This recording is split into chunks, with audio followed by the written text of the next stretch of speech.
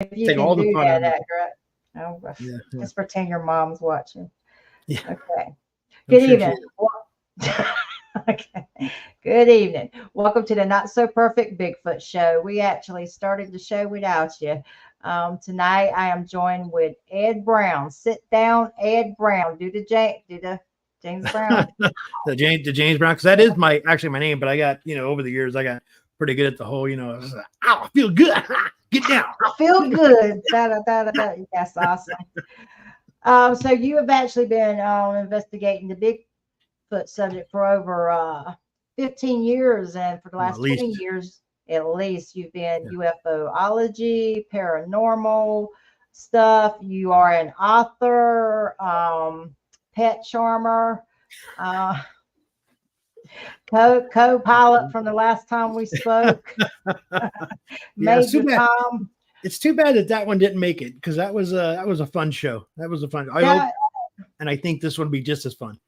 That was a fun show, but I tell Yeah. you what, it was kind of scary when, for those that don't know it, we interviewed him in the car, and one of his friends was driving, and all I could see was farmhouses and cows whizzing by out the window, and I was like, "You got to slow down, buddy. Slow your roll, Major Tom." Yeah, and every few minutes I was going.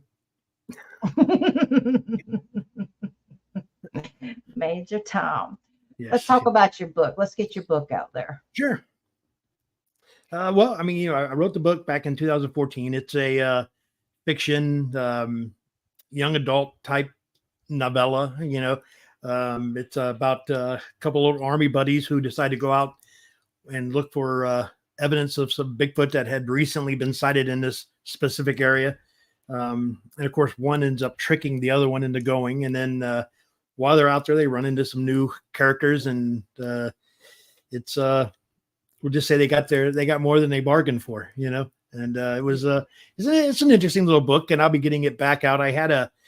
It was published, and the publisher had it priced, in my opinion, so high that, no one could, I didn't feel right selling it at that price, because it's what is it, 150 pages, I think, so, $25. I mean, come on, let's be honest. So I finally, 14 years later, I finally got the rights to the book back, and now I'm I can push it. I can push it.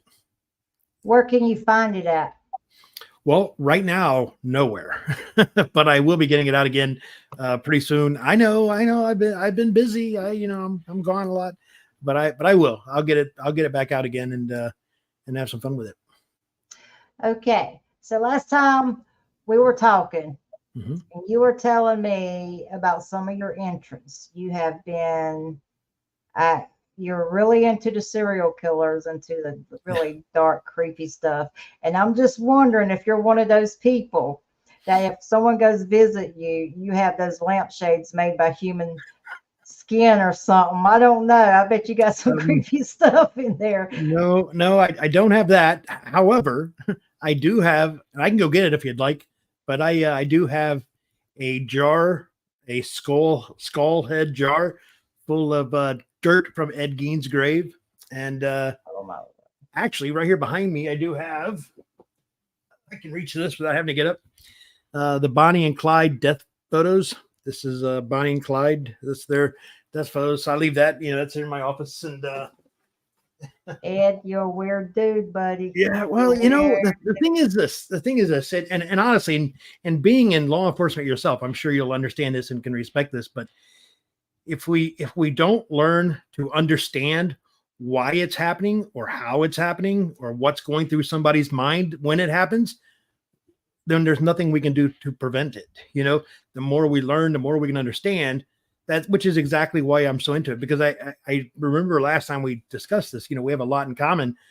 My degree is in criminal investigation. So I have that same mindset that you do, in what you do. So, and that's what it's about. It's about understanding, it's not the morbid part of it, although I find that fascinating. That's not my interest. My interest is why, what is going through their mind? Like, why would somebody think it's okay to do some of the things that these guys do? And it's crazy, Well, Bonnie and Clyde, I am getting background noise like crazy, and there is nothing on here. Bonnie and Clyde were definitely two that, I mean, they were a little bit rowdy.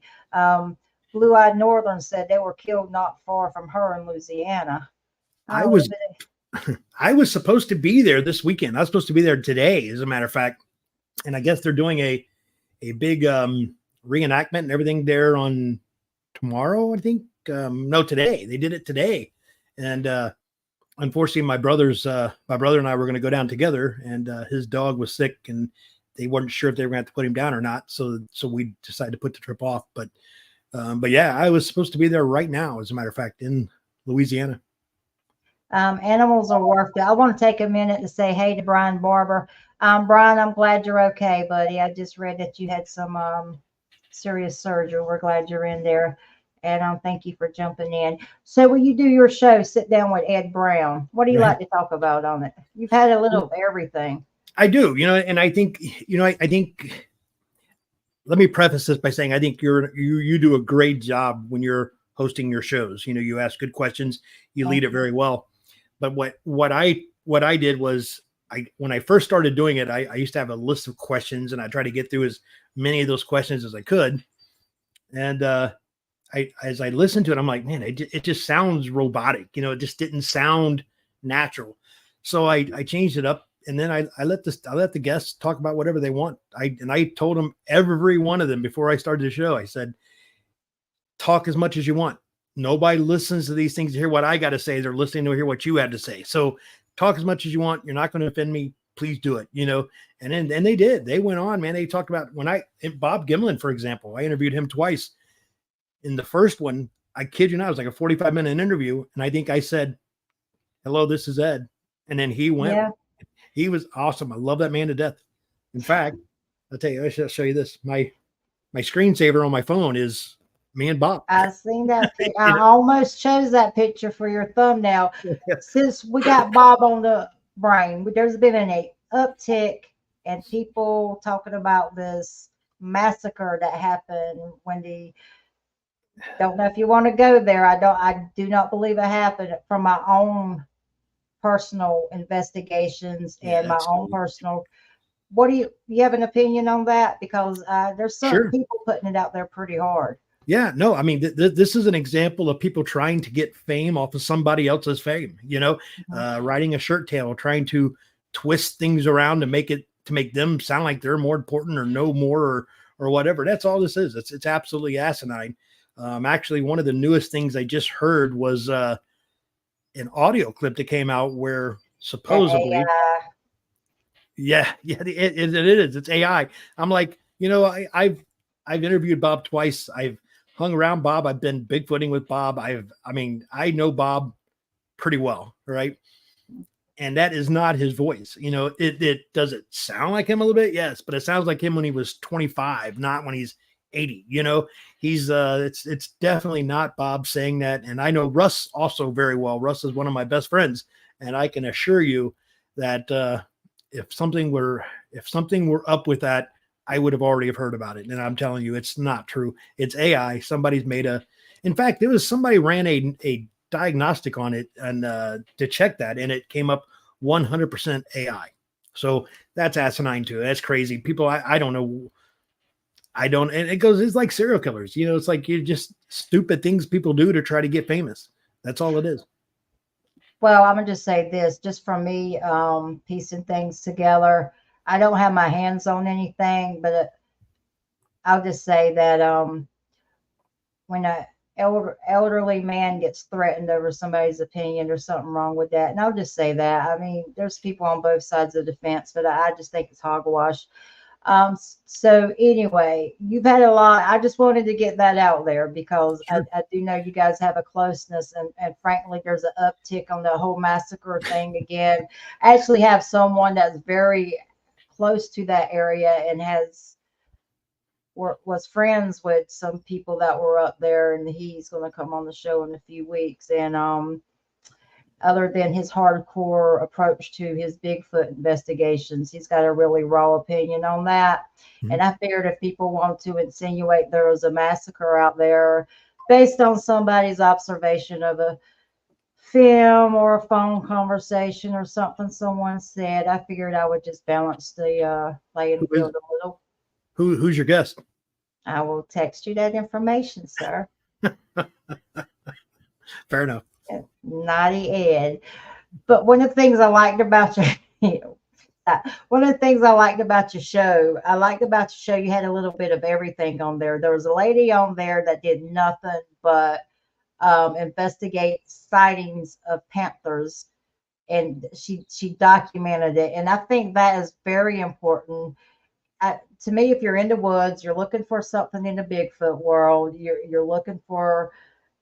I don't go out to prove it. Okay, I don't. But everything that you find in the environment is so good to have information on and to be familiar with it. And back then panthers were considered cryptid because people didn't believe they were out there and their sightings, everything. But you took that approach with your show, and I really enjoyed that. You had a little of everything on it. Yeah, I think it's important. I guess number one, my own personal interest is a wide variety of genres. Anything that's a mystery. Anything from Bigfoot to the assassination of JFK. I'm into all of it now, and I will say that I believe that was Oswald acting alone. Personally, I've not seen any legitimate evidence to say anything else. But it's interesting. It's an interesting debate. And I enjoy the debate. I enjoy the conversations, and usually it's a pretty laid back, fun conversation. So Thank you, Laura. Yeah, ain't Laura great? So let's get to the time that you thought you saw a Bigfoot. You said you can't prove it was one. Right. Yeah, I had done some interviews with some people, not everything for the show, just people I had talked to, or some of them were on the show, on the Sasquatch Encounter show. But for the most part, it was just people I had talked to. But there was an area in Kentucky that there were a lot of sightings in that area, within a 50-mile radius of that one spot, which is why I chose that spot. And my brother and I went down one night, and this was, what was it, like February 15th of 2014, I think, something like that. And we got down there, and I said, "They get along great. I love hearing other conversations." I shouldn't read that while I'm talking. I'm sorry. You're fine. I'll read it to you. I like to put it up there because it's good. It's fine. But if you have a short attention span, sir, we will take that right off. Right? Boom. You're gone, buddy. Ed has a short attention span. So there's that, sir. I get easily distracted. That's all. So anyway, we go up there, and it snowed that night, and we knew it was going to snow. So we actually left a little early. Didn't realize how much it was going to snow. And this is very important to the story, or I wouldn't be adding it in. But the next morning when we woke up, my brother had an expedition, and it was completely covered. You literally you could barely see the little hump where the car was, so it was a lot of snow. Well, I'd gone out and I'd kind of looking around. I wasn't going to get very far, a lot of snow. And I noticed a trackway up behind the cabin, right up over top of where the cabin was, up this hill. Could have been a rabbit, could have been deer. I don't know what it was, but I wanted to go take a look at it. So I tried to make my way up there, and it wasn't happening. It's just in Kentucky, there's just too many really steep hills, and under the snow was a lot of downfall, limbs and things like that. I was like twisting my ankles on them and stuff. And I was literally crawling up this driveway that went up and around, and I was going to try to go up and then come back down the other side was the idea. And as I'm doing that, I hear this very definitive, no question about it. It was a solid piece of wood hitting a solid piece of wood. It sounded like two baseball bats, just pow, one time, just toosh. Wow. And I stopped and I listened for a minute, thinking I would hear more, because generally they come in like threes for some reason, but didn't happen again. So I rolled over, and I'm sitting in the snow, and I took my binoculars and I kind of started looking where I thought the sound came from. And sure enough, there was a bipedal figure walking on this mountain that was having absolutely no problem whatsoever walking through the same stuff I was crawling through. And it had its head down. It wasn't, trying to keep its balance or just walking straight on through. No problem at all. Arms weren't flailing arms weren't even moving. They were down to the side and stayed down to the side while it moved. It just, and I'm like, that's just the craziest thing. And it's funny. Speaking of the psychology of things, is I had a camera around my neck that it was a really good camera. And had I zoomed in and took a picture, I could have zoomed in on that and probably gotten some good detail, but my mind didn't go there. You know, I was so like, what am I seeing? What am I looking at? You know? And it was pretty interesting. So I didn't even get a picture, which drives me crazy. So I tell people all the time, it's like, I believe I saw a Bigfoot. I'm not trying to convince anybody I did. That's up to them, but I believe I did. Were you a believer before then? Yeah.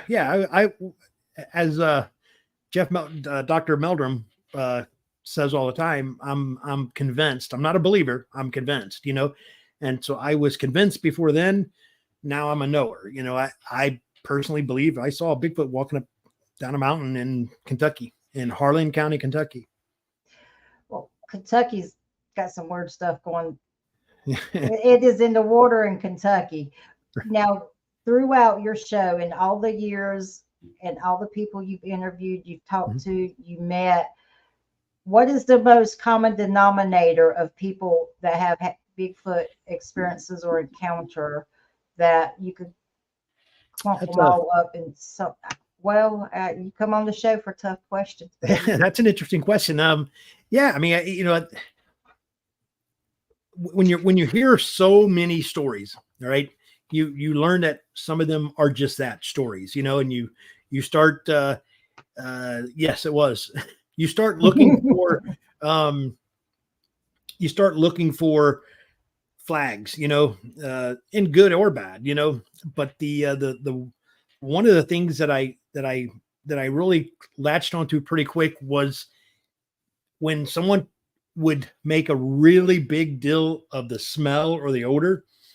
I generally dismiss that faster because it's such a common thing in so many sightings that it's real easy to pick up on. I like to look for things like, you know, this one report I heard, which was fascinating, and I absolutely love it. Guy said he was hunting up in a tree stand, and he saw it before it saw him.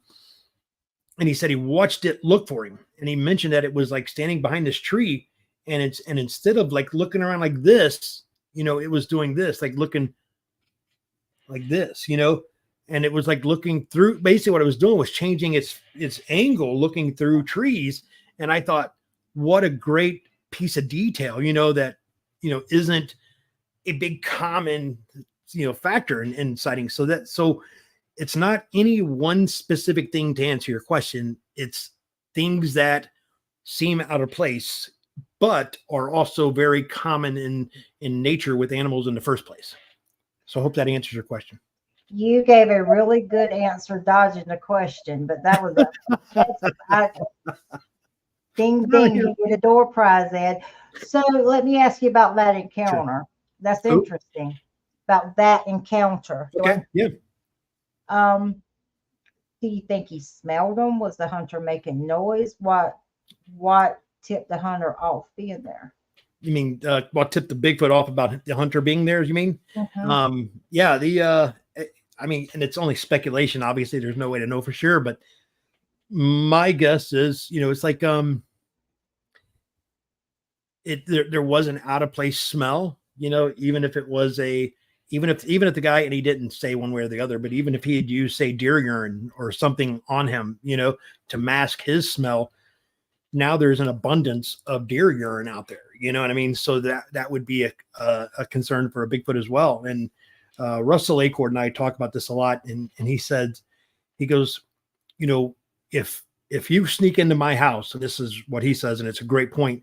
He goes, if you sneak into my house, I'm going to know where you are. You're not going to know where I am because I know my house so much better. Okay.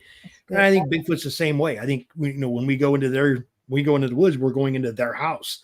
They know we're there, you know, and he just didn't know where he was, you know. So it was a great story. That was a great encounter, and I loved it. And it didn't, you know, wasn't scary. It didn't go any farther than that. It looked for a little while, then it finally backed away and went in, you know, away from where he was. Very short encounter, but it was a very good one. Absolutely. Those details mean a lot. Mhm. Let me ask you a question. Actually, it's two questions. Mhm. Um, when you talk to people, do they generally feel like they are on the food chain when they have their experience? And do you support the fact that a lot of the Bigfoots out there are not the patty type? Um, wow. Well, you're giving me some good questions today. I prepared for you. I don't see cows whizzing by your window, Yeah. man. I was being easy on you because I thought your friend was about to All kill right. you. Yeah. Yeah. You felt Major bad for me then, Tom. right? Um, let me start with do I think that most people think we're on the food chain? No. I think that there just simply isn't any evidence at all suggesting that a Bigfoot will hurt people. I mean, I'm sure if cornered, if chased, and just like any other animal, they will defend themselves. Um, but it just doesn't happen. So you I mean, yeah, you'd have to go all the way back to Osman, Albert Osman, I believe his name was, who was camping and was basically something reached in and grabbed his sleeping bag and took him over his shoulder and ran off with him. Since there's been maybe that Ape Canyon is a good experience, good example of Bigfoot retaliating. But other than those few occasions, there's no evidence to suggest that Bigfoots are aggressive or dangerous without um, being provoked. And the other part of your question, can you repeat it? I took too long to answer that half. You know I have a short attention span, Ed. What's wrong with do? I'm thinking. Jeopardy music's playing. Oh, are most of them patty type, or do you? Oh yeah. Jeff Melderman and we had breakfast one morning at the International Bigfoot Conference, and we were having a conversation about just that. And I'm going to refer to what he said because what he said is absolutely perfect. He said it doesn't surprise him that Bigfoot sightings are different in different regions. Okay. For example, in Florida, they're generally thinner with longer, thinner hair. In the Pacific Northwest, they're generally bulkier, more muscle, fatter, if you will, and shorter, thicker hair. Depending on where they are and their environment would dictate their appearance. And I think it's a great point, and that's what I believe. I believe that there are different appearances. They don't all look like Patty, but what are you laughing at me for? I just feel like there should be a cow whizzing by your window out there. Hang on, let me see if I can find a background for that. Let's see. Where's Major Tom at? Yeah. Okay, Ron Barber. Anyone that's just joined in, the last time I interviewed or spoke to him, he was a passenger in a vehicle his friend was driving, and all I seen in the background, I said, "How fast are you guys going?" It's like Major Tom about to take off because all you could see was houses and tractor trailers and cows whizzing by the window. I'm like, oh man. And I was really nice to him because I thought he was about to die.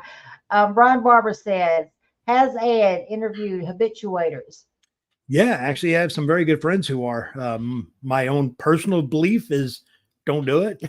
And I think I have a very good reason why. Let's just say hypothetically, and I know I'm going to kind of probably tick some people off when I say this, but I'm just being honest. Let's say it's not a Bigfoot taking your apples and bananas. Let's say it's a bear.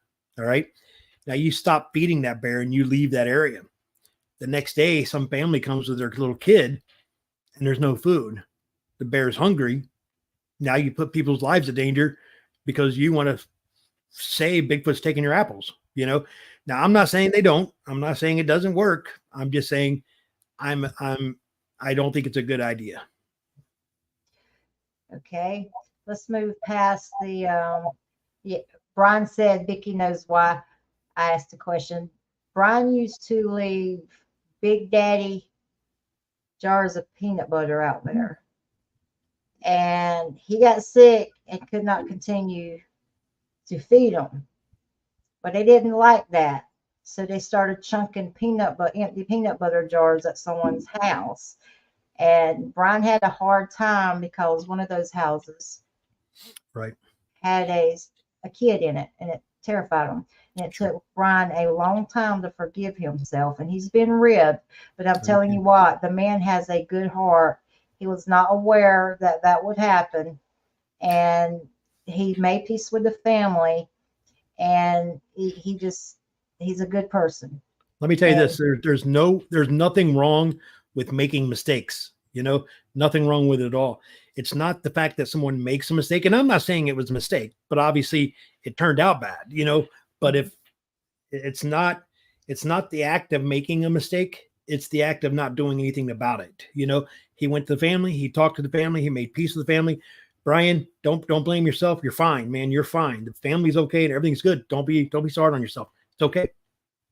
Brian's got the biggest heart of anyone I've ever interviewed, and I just absolutely adore him. So, David, would like to know where you're from. I was born and raised in Ohio, moved to California, and now I live in Tennessee. Tennessee's good. Brian said,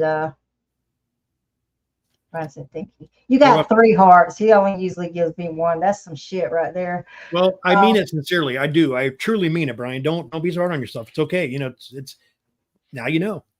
There you go, Brian. All right, let's move into something that you really have a lot of passion about. And there was a new device that you said you could give limited information on. Yeah. Okay, I have to read into the story. Yes. All right, I have to read this. I am old and I had to put my reading glasses on, but bear with me here for just a second. You're seasoned. I know him, by the way. Let's see. Not personally, but I know him. Give me 1 second. I have a smartphone with a dumb user. I ain't gonna say nothing, sir. You're my guest. Okay, so I have to let everybody know to check out Zero G ITC, which is the developer of this new device, and Obscura Vox ITC, which is VOX ITC, to learn more. So make sure you check those out and learn some more. This device is going to be debuted at the Haunted America conference during the Shadows and the Static workshop. Okay, so but then I have permission to say whatever I want to from there. So Matt, if you're watching, you said I could do it. So Matt Jackson is actually one of the developers of it. He brought it down to Florida on an investigation, and I was honored. Seriously, to be literally the first person, one of the first people to ever see this device. And I'm telling you, you can You're like a little kid. Read my face. This is going to revolutionize spirit communication because it was absolutely fascinating. And I'm going to give you a couple examples. Is that what you want me to do? Is go ahead and talk about that a little bit? Because I don't want to. Yeah, then we'll get into that. That story was awesome. Yeah. So look at him smiling like a kid. I woke the 3-year-old up in you. Oh, so was I. So we're sitting there, and the device just kind of on its own, it just said house guests brought cigars. Now everybody's like, well, that was stupid. What the heck was that? That didn't make no sense. And I'm over there going, wait a minute. It's true. I actually, every time I go down there, I bring cigars, and the homeowner and I, his name is Bill, we go out on the back deck or somewhere and we smoke a cigar and catch up. It's just tradition, exactly. And so I had brought cigars, but nobody knew that. You know what? I wasn't hiding it, just that I hadn't shared it with anybody. Nobody's business. But so this thing just says that, which is like absolutely asinine that it just says that. On our last trip down there a few weeks ago, we were running the Prism device. We were running it in what we call the portal area, where we believe there's a portal. And Ryan Singer had gotten up and was walking around the table. Ryan Singer was he's the lead on the investigation. Great guy, super nice guy, professional comedian. He's definitely funnier on stage than he is in real life. in case he's listening. He so he gets up and walks around, and somebody asked, I'm not sure who it was, but somebody asked, who is walking around the portal area right now? And the device says, just as plain as day, the device said, Ryan Singer. Wow. Like, that's crazy, So there is one spirit there that I won't say his name. It is somebody who investigated on the property as well. And I got to know him pretty well. He and I were pretty good friends, and he passed away a couple of years ago. I think 3 years ago, I believe. And he's coming through. And we had a little game we play because we both really like the moon pies, those little snack cakes. You know what I mean? So we would, when I'm on the road, I'd stop and buy one, and I'd send a picture of me taking a bite of one, and I would send it to him.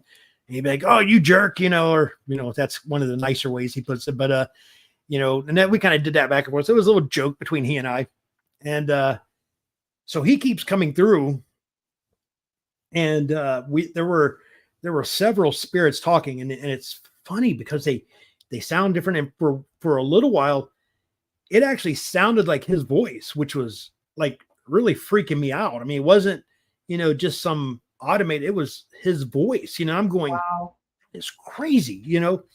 So we're there were so many talking that Matt had said, hey, can we just have like one person talking at a time so we can hear what everybody's got to say? And it said it actually, the voice actually went shh, then it kind of laughed and said, huh, I shushed them. Wow. And the sister would have been out the door.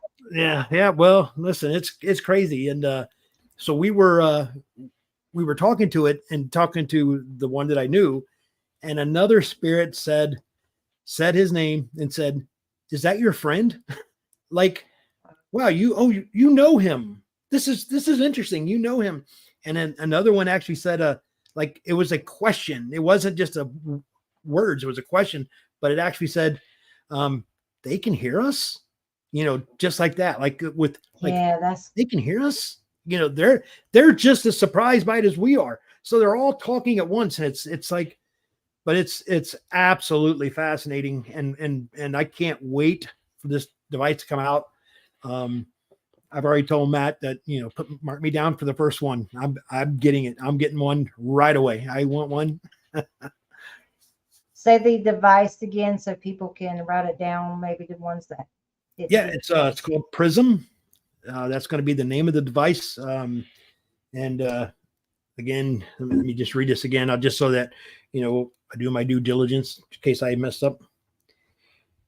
Let's see. And it says, so 0G ITC is the developer, and Obscura Vox VOX ITC to learn more. So look up that to learn more, and that it is going to debut at the Haunted America conference during the Shadows and the Static workshop.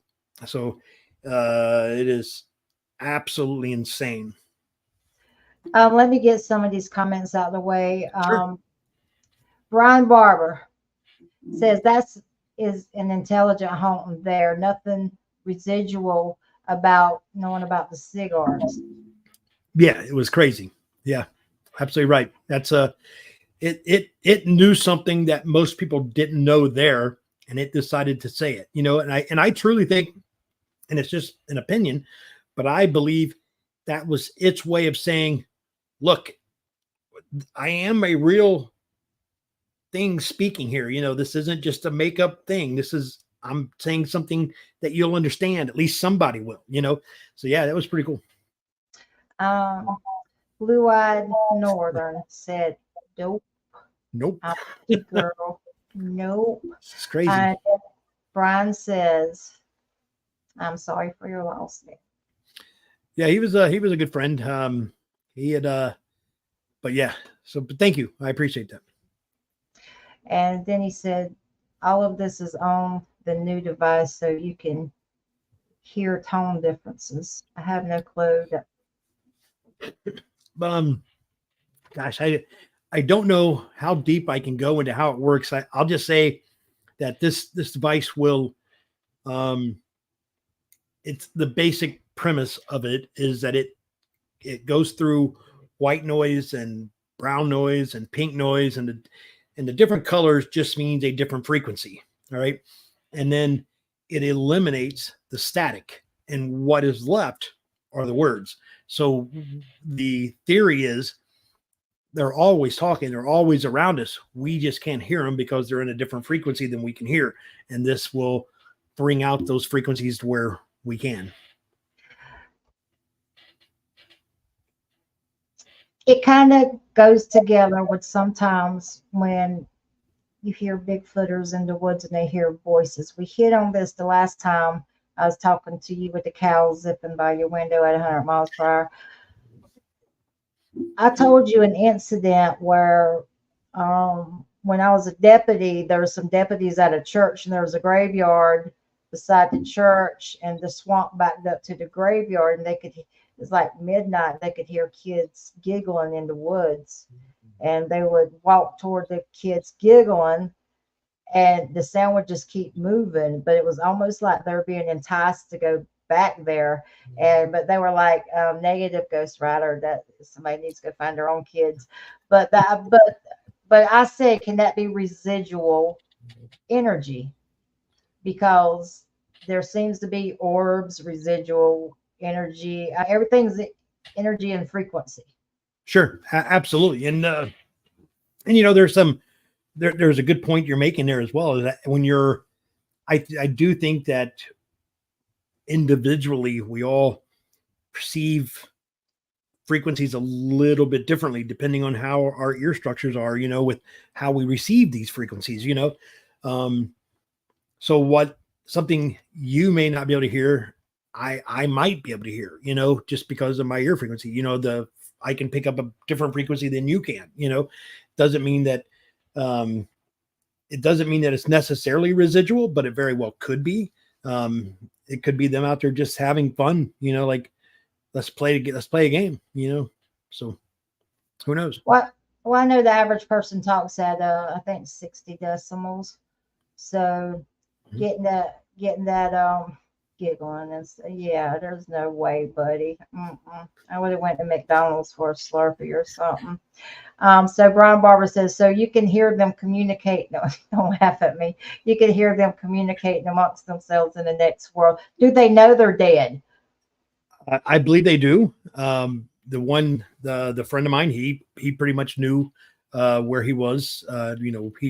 We didn't really talk about where they were, which is actually kind of funny in hindsight. Like that would have been a good question to ask. Like, do you know where you are? But I think that I think they were definitely communicating amongst themselves. There were multiple examples of them having conversations among themselves, like the one spirit telling him, hey, he's your friend, you know him, another one saying they can hear us, there were lots of examples of that, and it's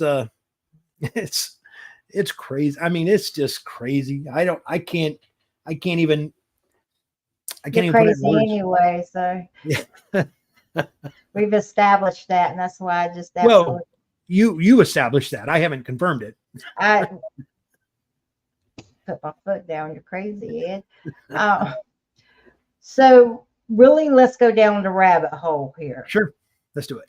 Because when a person passes, do they die or do they go to a different, I can't say the word realm. Because sure. there's different realms. I say realms. There's different, say the word for me. There's different realm things. Right. I can give you my own personal opinion, but obviously I don't know.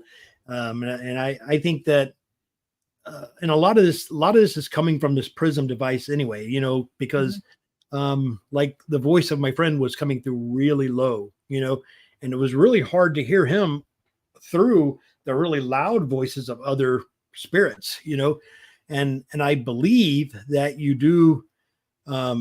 I do believe there is a place you go, I guess, before heaven or hell, I guess, or or maybe that is your heaven or hell, whatever, however you perceive it to be. But I do believe there are different levels, and I kind of compared it on layman's terms as saying it's kind of like an RPG game, you go over your level 1, and the more you learn, the more you pick up, you go up higher and higher and higher. And the higher level you are, the easier it is to communicate, because my friend was coming through kind of rough, but the other voices were perfectly clear, loud and very easy to hear. Do you think your voices come through stronger the longer they've been in a different realm? I'm gonna just say realm because it makes me feel better. No, yeah, I believe that. I do believe that. I believe that based on what I've experienced at those investigations. Yeah, I believe that. That come off the top of my head. It's a good question. Who's the smart host here, sir? Brian says, with the evidence like that, how could anyone deny an afterlife? I can see this, and I maybe I'm jumping the gun here, but I've been known to say this already, so I'll say it here for the first time publicly. But I believe that this is the prelude to being able to communicate with loved ones or anybody else, and actually sitting down and having a conversation with someone who had passed. I think it's possible. I think it will be possible. What do you think about the people that feel like that's just evil? I know a lot of people like that. I mean, I do. And it's like, you have to let people have their opinion, because a lot of times when someone has a very strong opinion like that, anything you say, they're just going to see it as being argumentative or like you're attacking them,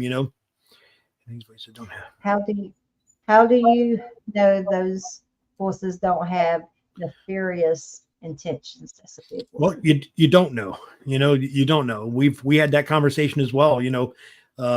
There were, I can't think of an example off the top of my head, but there were a couple times where we had gone like, now, wait a minute, that's kind of a weird thing to say, and you wonder like, okay, is that really my friend that was talking or not? Maybe it's something wants me to think it's my friend, and because he knew several people who were there, obviously he knew the homeowners very well. He knew me, I think, and he knew Dan Lindholm. I think Dan knew him as well. So he knew several of us. And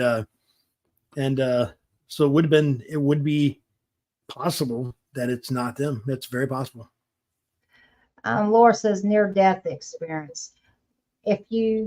We touched on that when Penny Rommel was on the show. We actually went into my near-death experience, and I think everything's energy and frequency. Did you have anything you wanted to add to people having near-death experiences? And I've had two. I know. Yeah. Actually, once when I was just a really little kid, but I still remember bits and pieces to it. But I was maybe 2, 3. I had grabbed some pills. I thought they were candy and ate them. Paramedics came, pumped my stomach, and I remember watching it from the corner of the room, looking down. I remember watching them work on me. Oddly enough, I didn't see it as odd at the time. I just thought, that's weird, but I did discuss it with my mother later. And so that happened. And then just a couple of years ago, I was driving and I was making a left turn, and the road from the right, this angle, this was the worst intersection ever, worst designed intersection ever. But there's like a little hill that comes down and slopes back up. And I had made my turn, and right through the window, I see a semi coming right at me. And there is no way he doesn't hit me. No way. Absolutely no way possible he doesn't hit me. So much so that when I was driving, I remember this very clearly. I grabbed the steering wheel really tight and I closed my eyes, and I remember saying to myself, this is going to hurt. I remember saying, that's exactly what I thought. This is going to hurt, and I closed my eyes. And when I opened my eyes, I was actually in the oncoming traffic. Nothing was coming, but I was in the oncoming lane, and I wasn't where I was anymore. So I can't explain it. I don't know what happened, but no clue. do you think those events in your life is what got you interested in the paranormal and the No, I think I think just the fact that I was nosy growing up made me kind of into this. I had to know everything. I you had to know said that. everything. You said it, Ed. I didn't, buddy. Yeah, that's all right. Brian, he says the thought of just having one more conversation with my father brings so much Absolutely. hope. My daddy Absolutely. was by John Wayne too, Brian. Let's see what we got. Laura says the Bible states don't mess with spirits. I guess that goes to personal interpretation. Do Yeah, you I mean, now? Do you? I'm a Christian. I'm gonna just ask you straightforward. Do you get prayed up before you go into these situations? Because I'd no, have holy water in every pot. right.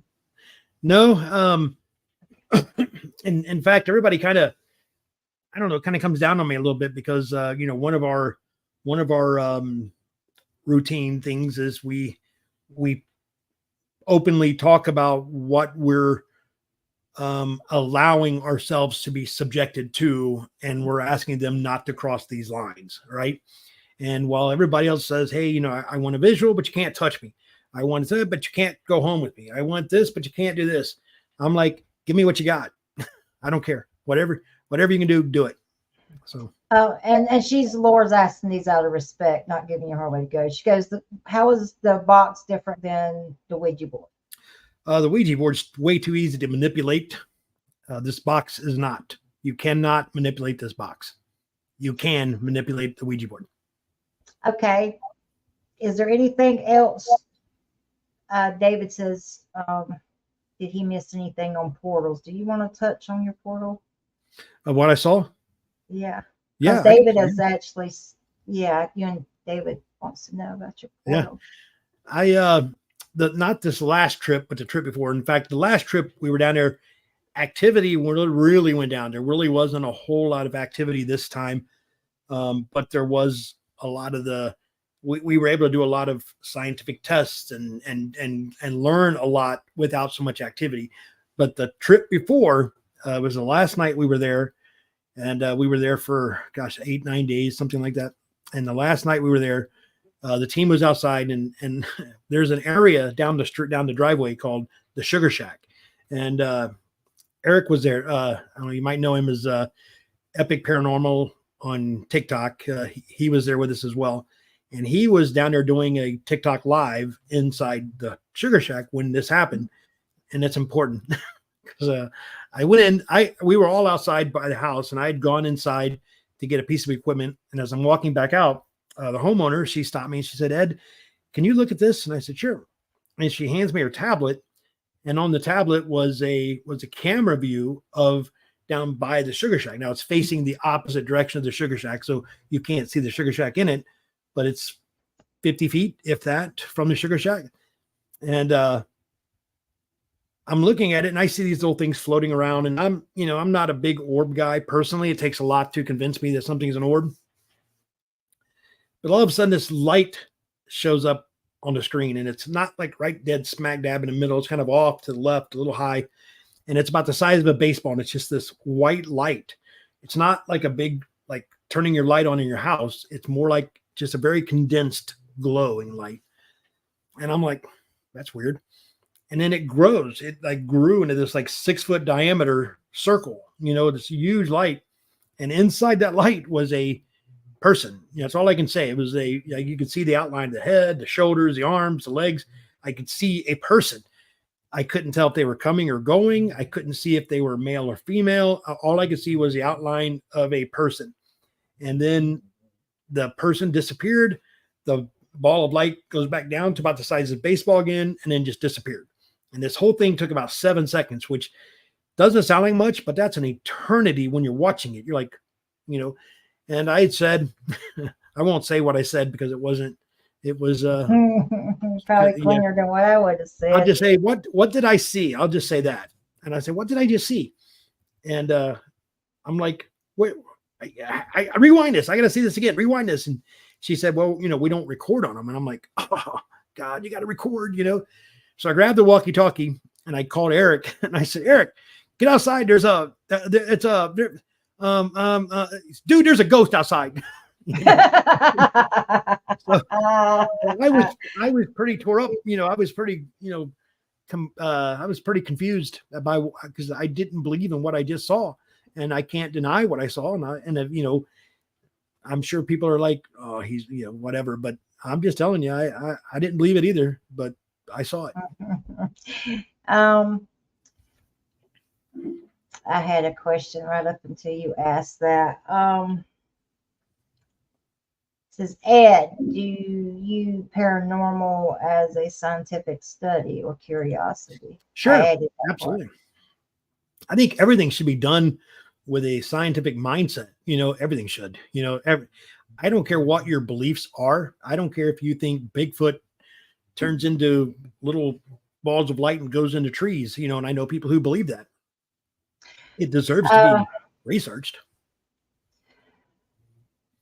The thing is, I have heard the part about faces in the orb many times by many credible people. I'm talking people that are solid to me. And I've heard that. Brian says, I bet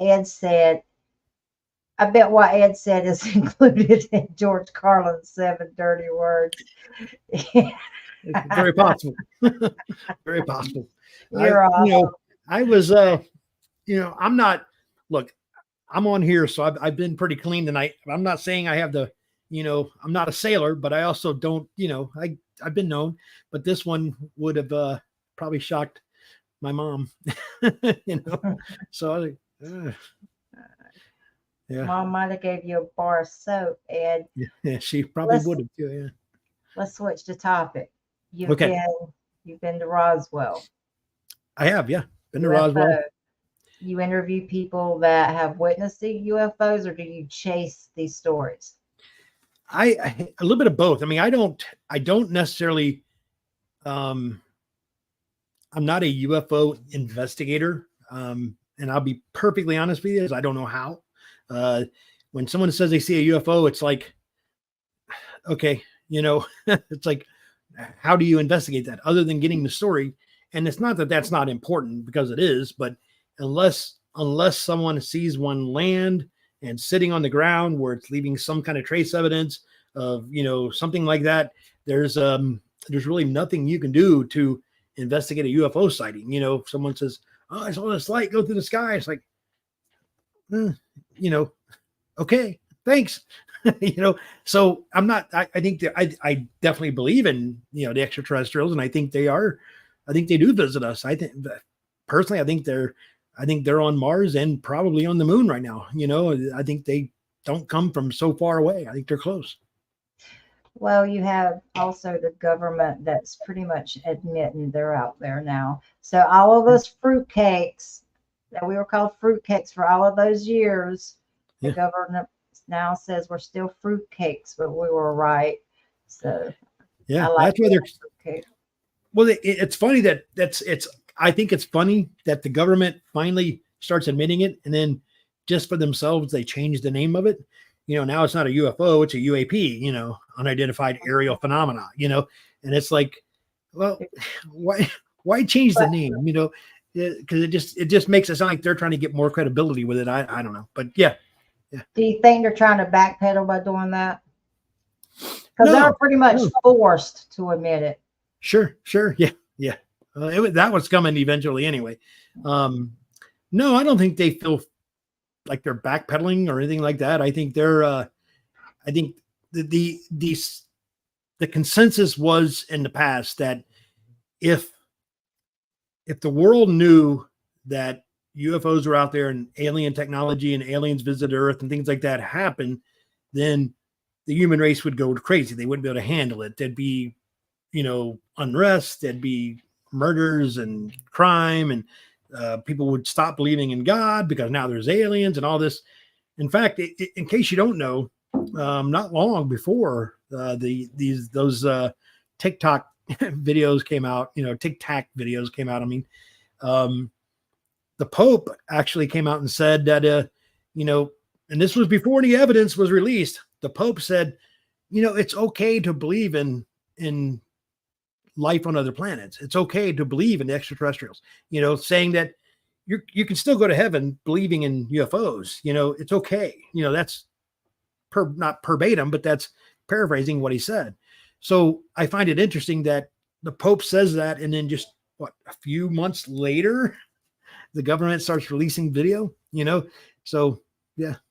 Okay, I'll go back to that one, Brian. Christine, I absolutely love you. Christine says, screw the bodies, everything is covered up. She calls like she sees it. Yeah. Blue-eyed Northern says, do you believe it? They're all connected, the Bigfoot, the UFOs, the realms, the orbs, the frequency and energy? I don't think they're all connected personally. I think Bigfoot is a flesh and blood animal. I think the spirits are our loved ones, or people who have passed, and I believe there are extraterrestrials. That being said, though, I think there is something else, and I don't know that it's labeled, but I think there are things that are interdimensional as well. These are all things that we just don't know about, but there's things there, there's things happening. Jeremiah says, I believe in them, but we ain't hanging out. Right? Jeremiah, you just, oh God, Jeremiah. Brian says, maybe if they change it to a new name, they don't have to admit to old history was correct. UFOs don't exist, but UAP do. That is exactly what I think they did. That is precisely what I think they did. Now they can reclassify it now. So everything that happens now is a UAP. Everything that happened before are UFOs, and those aren't real. So yeah, that's exactly what happened. I'm going to tell you something about Brian. Brian's a lot smarter than he looks. Okay. It's all right, Brian. I'm not as smart as I look, and that's scary. You said that, Ed. You're still my friend, Ed. Actually, I think the world of you, buddy. Brian says, has Ed dealt with other cryptids like Dogman?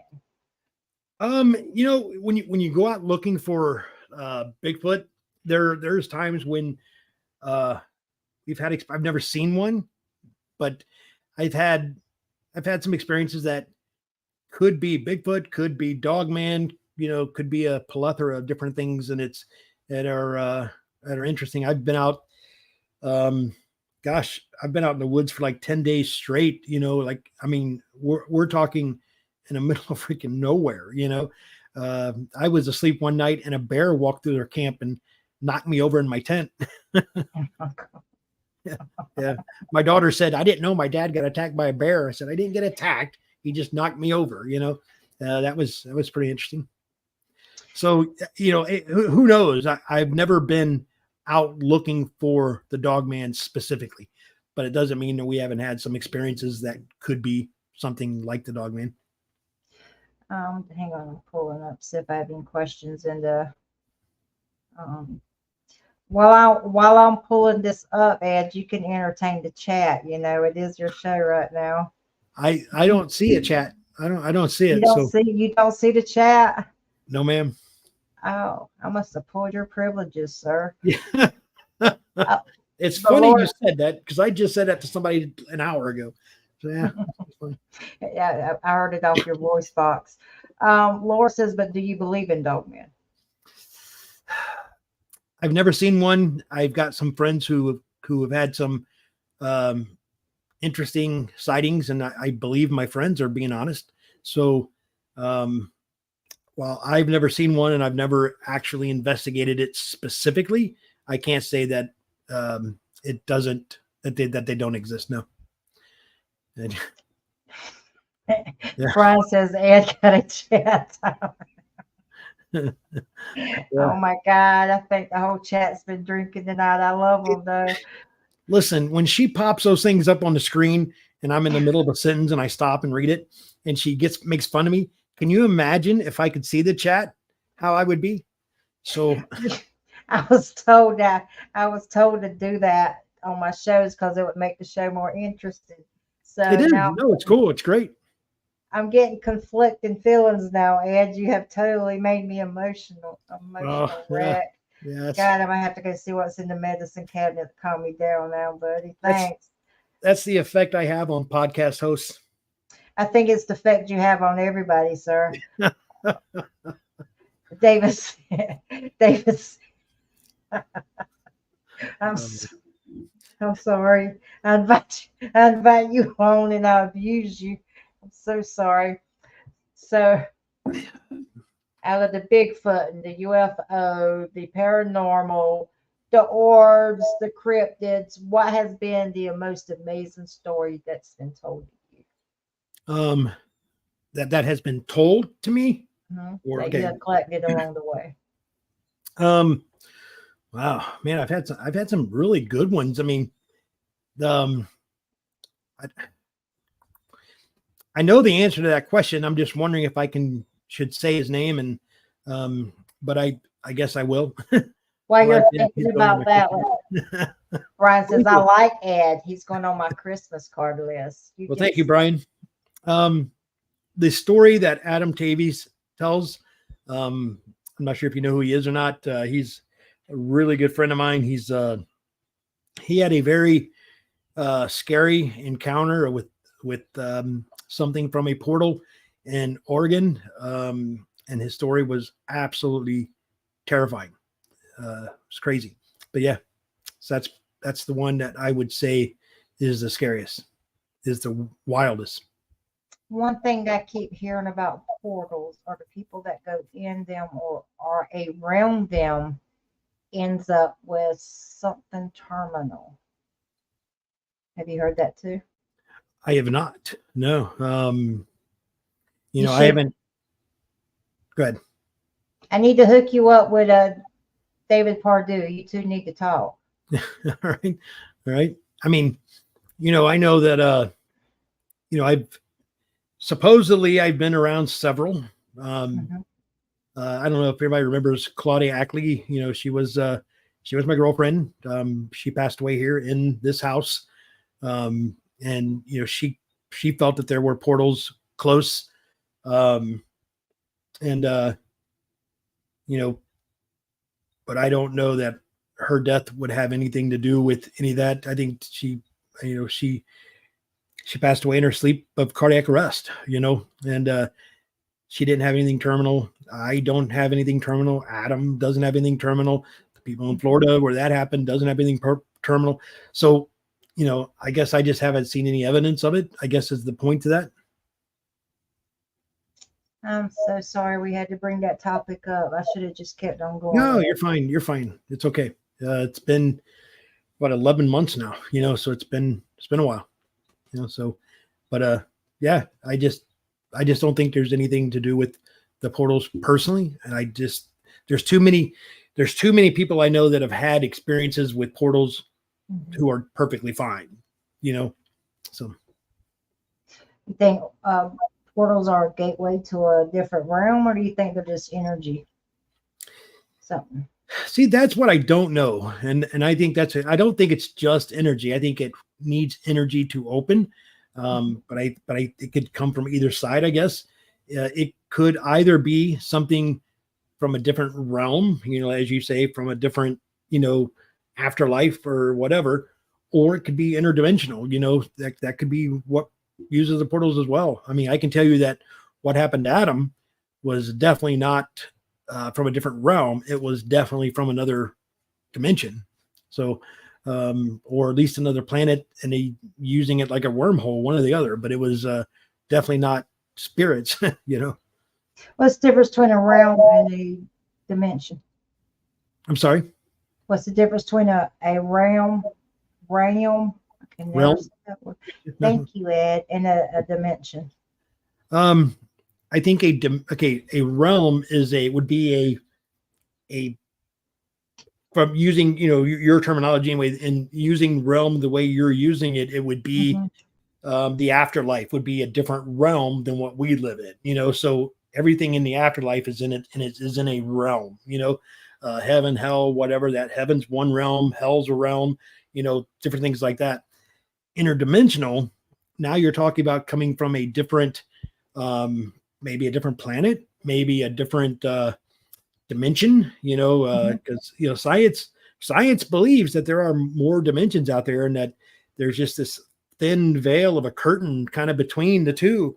And every once in a while, when the curtains touch, there's that you can get through, So Do you think something like that can change with something as simple as awareness? A person opening their mind to it? no, I think it's going to take something like Prism to make it more mainstream and not so taboo. Just talking about it, no, people do. I mean, already, if some of my friends were to watch this, guys from fantasy football or whatever, if they watch me on this, they're going to be, making fun of me, and I'm okay with it. I don't care. But You need some backup, Ed. You call us. No, We're in the vehicle. We're done. Thunder and lightning right here. Oh, right there, Rocky, buddy, Rocky. Brian said realms, afterlife, and dimensions are still living physically. I think that dimensions would be, and I think that like extraterrestrials would be. I don't think that different realms, as far as like heaven or hell, or a resting area, or whatever that spot is where the spirits seem to go and where they're communicating from. I don't think they're living anymore. I think that they're still astute, and they pay attention and they understand, but I don't think that they don't think they see life the way we do. And Ryan Singer made a really good analogy, and he said, imagine a big giant building, and it's in the middle of the night, and at all these windows, there's only a couple windows with the lights on where somebody's working. These spirits kind of see the Prism device, or other, like maybe a psychic, people who can talk to the other side, is a different window with a light on. All right. And these spirits fly to those different windows so they can communicate, and I think there's some truth to that. I think that's a really good analogy. So let's go back to Bigfoot for a minute. All right. What do you think the end game is for Bigfoot?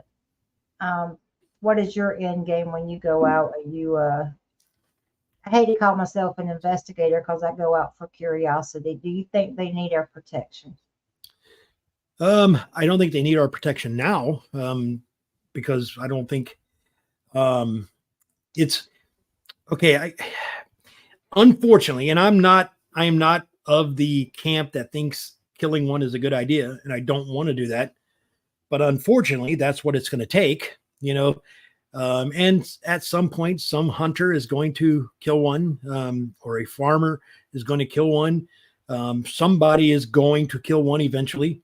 And then at that point, once they become known, then we can start looking for ways to protect them. Right now, there are actually some places that if you see a Bigfoot, it is illegal to kill them. There's several spots in Washington State. There's actually a town in New York, a county in New York, a couple places in Texas, and in all the states, once you kill it, you can't take it across the state line anyway, not without permits. So, there's a lot of laws. So when you hear somebody, when you hear Rick Dyer, who is actually a friend of mine, he put on with this huge hoax and fooled a lot of people, stole a bunch of money and all this stuff. But he, I shouldn't say stole, he conned a bunch of money, but he, he's like claimed to have been taking this Bigfoot all over the country and having people pay to come and see it. And of course it was fake. And, I knew right away, because you can't take anything across the state line without permits, and once you file for a permit, that is now public knowledge. Anybody can get a copy of that, and that didn't exist. So we knew it wasn't real. Most people knew it wasn't real, but some people still paid to go see it. That brings up a good topic. When someone has done something like that and they are dubbed a hoaxer, is there any comeback to that? Is there any comeback from that at all? I mean, you mean like him personally? It don't have to be just in general. Someone that just says, yeah, I did this and I got money for it, but I don't want to be legit about it. I'll use another pretty well-known guy who a lot of people believe is hoaxing. I'm sure a lot of people have heard of Todd Standing. I know the guy. I've been out in the woods with the guy. He spent a week in my house. Really nice guy. And if he's listening to this and he hears this, he's probably going to call me and get mad at me for this, but it's true. This is what I believe anyway. I think he did have some real encounters. I think he had some very serious, real encounters. And he wanted to investigate them, but he needed certain things to do that.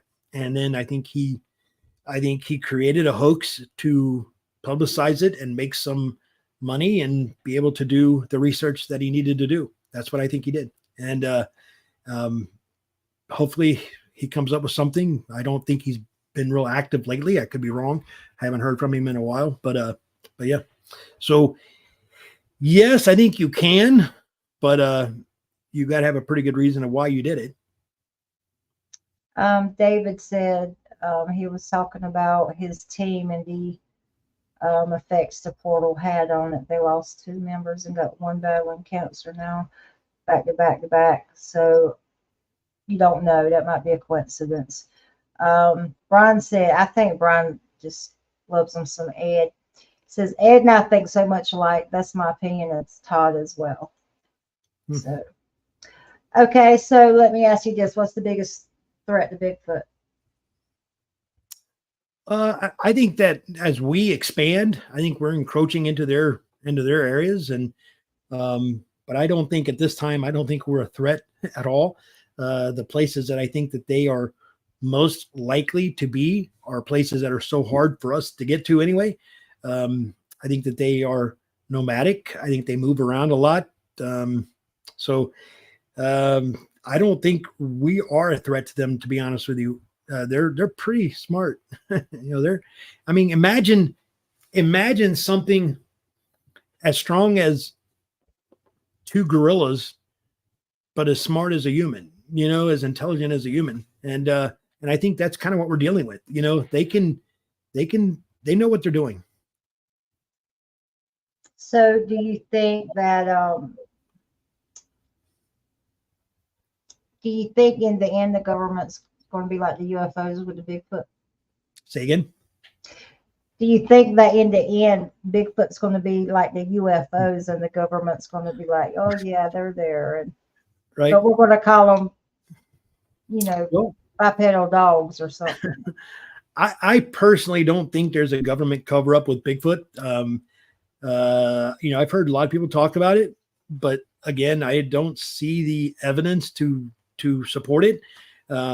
Not saying I'm right or wrong, just saying I haven't seen the evidence personally to support the government having anything to do with Bigfoot whatsoever.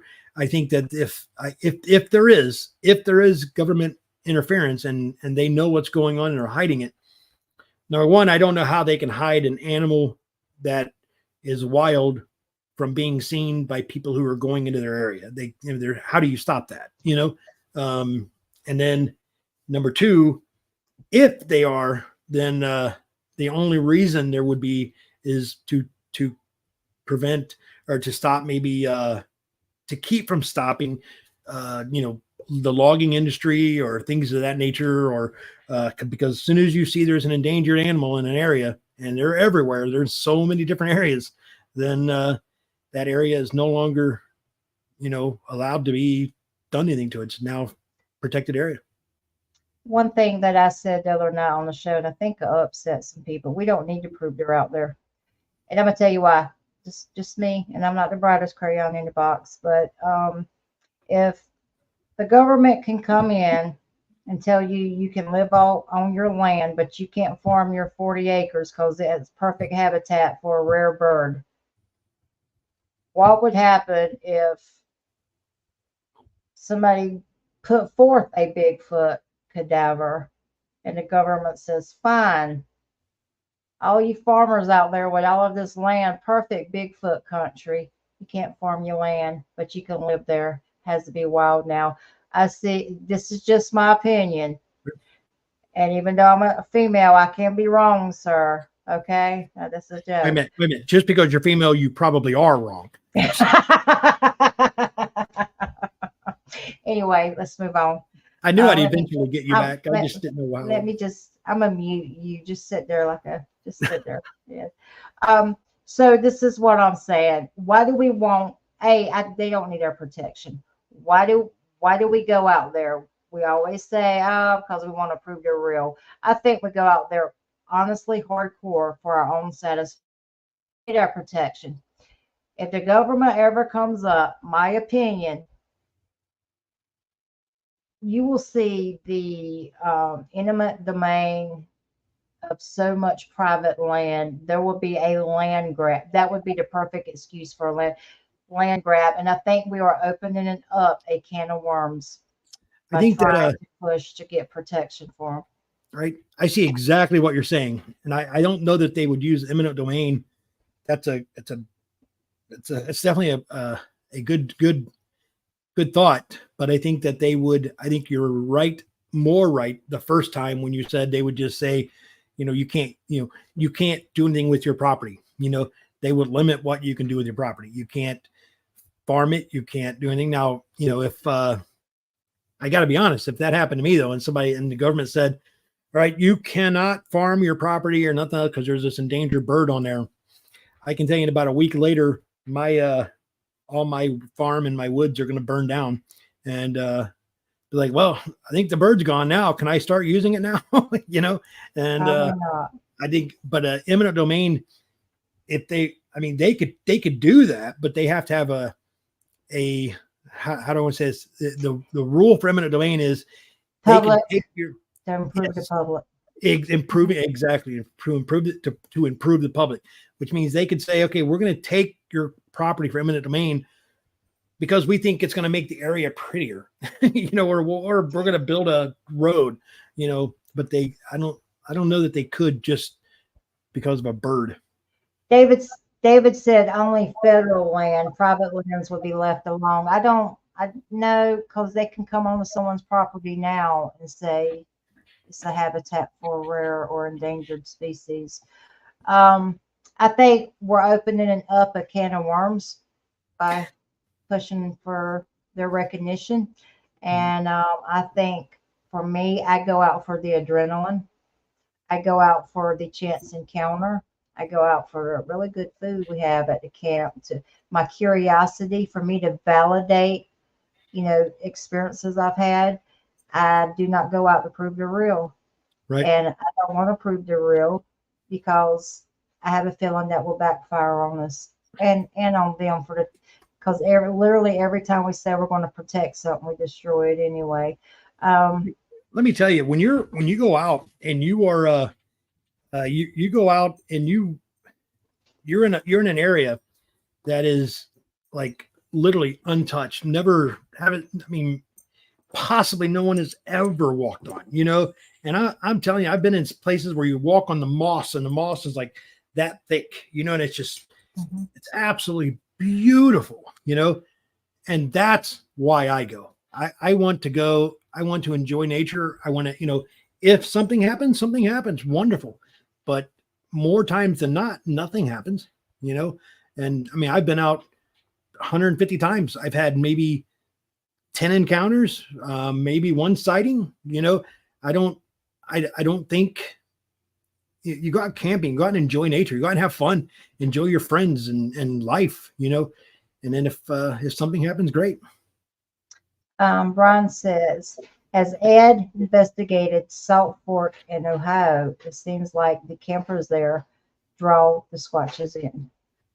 I've been there. I went there actually a couple of times when I would go to like the Ohio Bigfoot conference, which is in Salt Fork Lake or Salt Fork Park.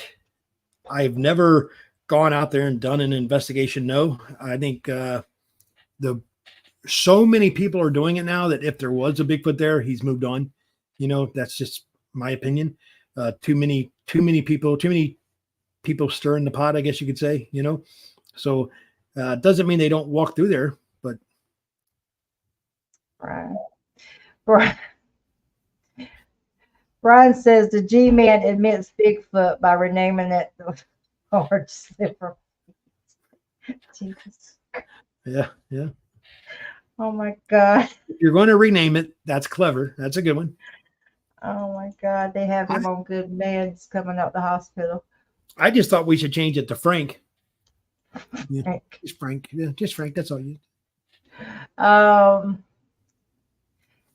Christine says thousands of people disappear every year in the national parks. Could be Bigfoot related. Could Sure. be, you know. If I'm just curious, okay, and that's a horrible. Don't get me wrong, that's horrible. And I'm not saying that Bigfoot never has anything to do with any of it. But if you go into these national parks, especially where people are disappearing from, this is treacherous area. There are wild animals out there. There are bears, mountain lions.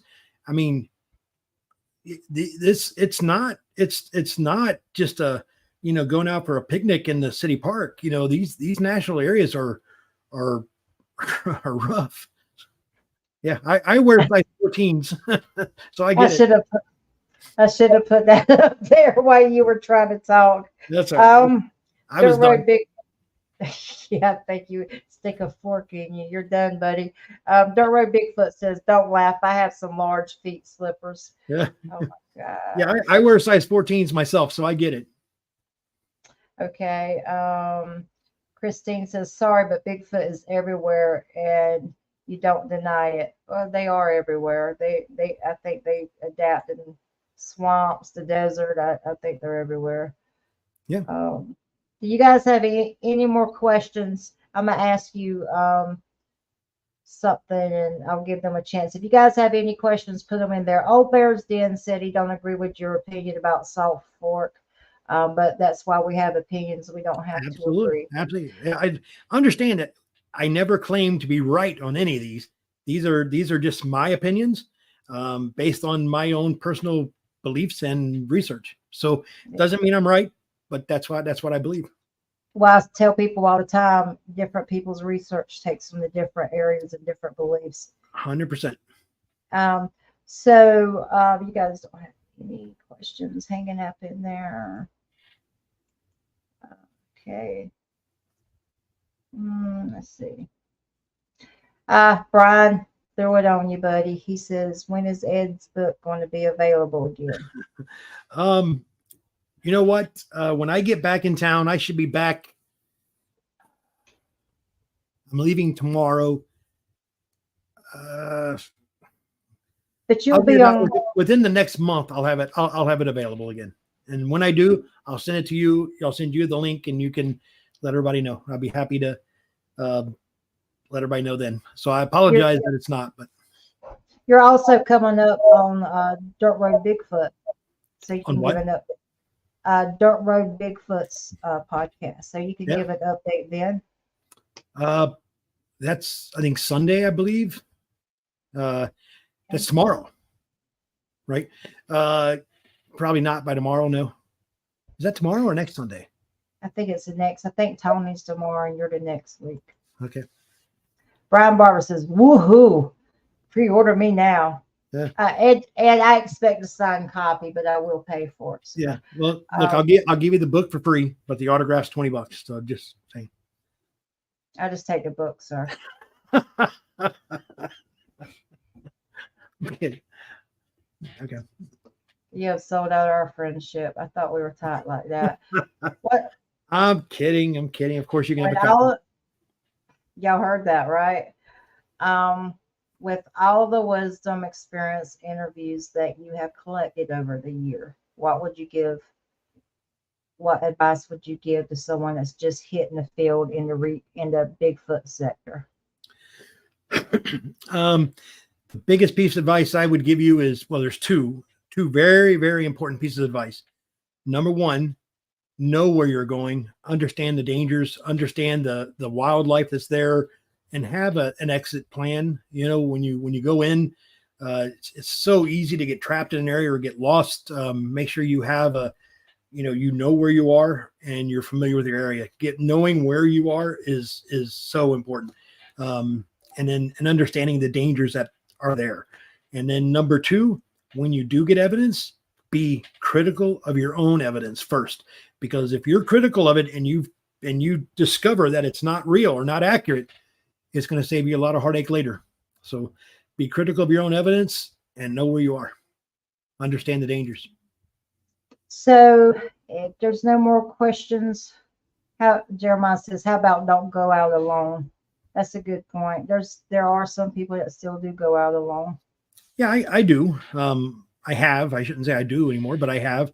I've gone out. Man, when we went to Oregon, Dan had actually left.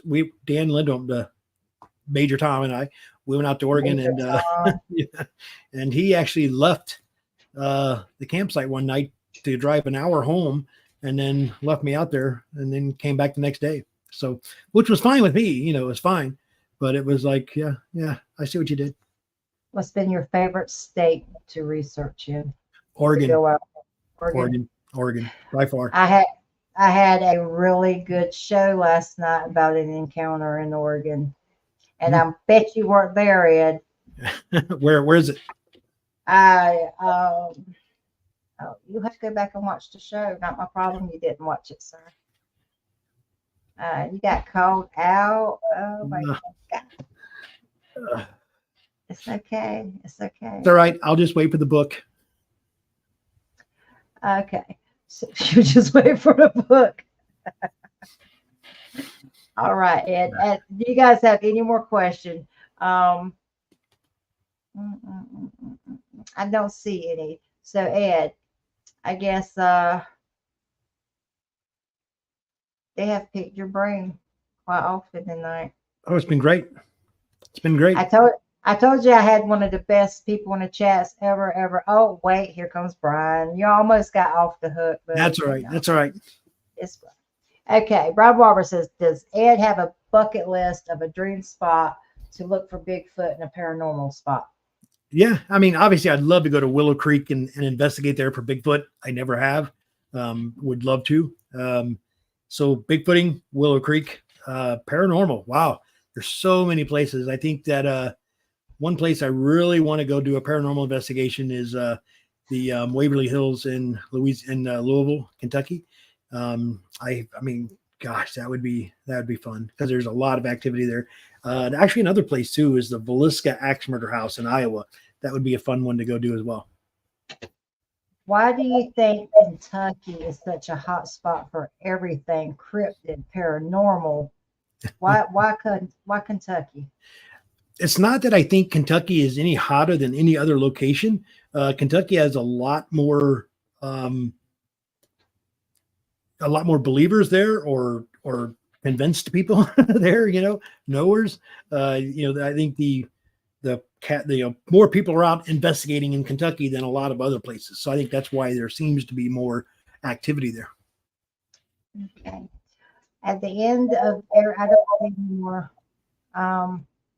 Don't see any more questions in the board. Brian did say, thank you both for being so engaging with us in the chat. Love and respect to both Miss Vicky and Ed. They said you're semi okay. Not just joking. They said to Miss Vicky and Ed. Dirt Road Bigfoot said, great road show tonight, Miss Vicky and Ed. He does have a YouTube channel. You guys go check it out. David's answer to why is Kentucky such a hot spot? He says, all the moonshine. I'm gonna tell you something. I tried some blackberry moonshine from New York. I think Kentucky's got competition. It was in Kentucky, by the way. Harlan County, where I had my sighting, is very close to where Expedition Bigfoot got the DNA of primate in Kentucky. So in the same spot, which is interesting. Yeah. Dr. Maria Mayer collected it. Wow. Absolutely. Hiding places there too. Yeah, that was to Old Bear. So at the end of every show, I give people the option if there's someone that they would like to pay tribute to. Would you like to take a moment and pay tribute to someone? Sure. I think I remember this before, and I'm just going to give the same one. I think that the pioneers to the subject, the people who were out there first to bring a lot of this to life and give us younger researchers, as my age and younger, give us younger researchers a place to start. I hope anyway, that the younger generation instead of tries to find their own way, maybe would kind of piggyback a little bit on some of the more well-known investigators. But these guys who were out there doing it first when nobody believed them, hats off to them. That they definitely deserve, kudos. Well, Ed, I'm glad you finally got to come back. I would like to thank everyone in the chat. It's always such a pleasant chat. And Ed, I hope maybe 6 months from now you come back on for a follow-up. Absolutely. And thank you being a good sport and taking some cheap shots at you tonight, and I enjoyed every bit of it. It's all right. I gave you one back. It's all right. Yes, but I get a book out of it, so there's that. Yeah, you get a book. Yeah, I'll definitely give you a book when you come out. See ya. I want a sign. Okay. All right, there's 14 people watching this. That's going to hold you accountable, Ed. Ed, have safe travels. I always enjoy speaking to you, and I hope to have you back on the show. Absolutely. I'll be around. All right, you take care. All right. Bye, everybody. Thanks for listening. All right.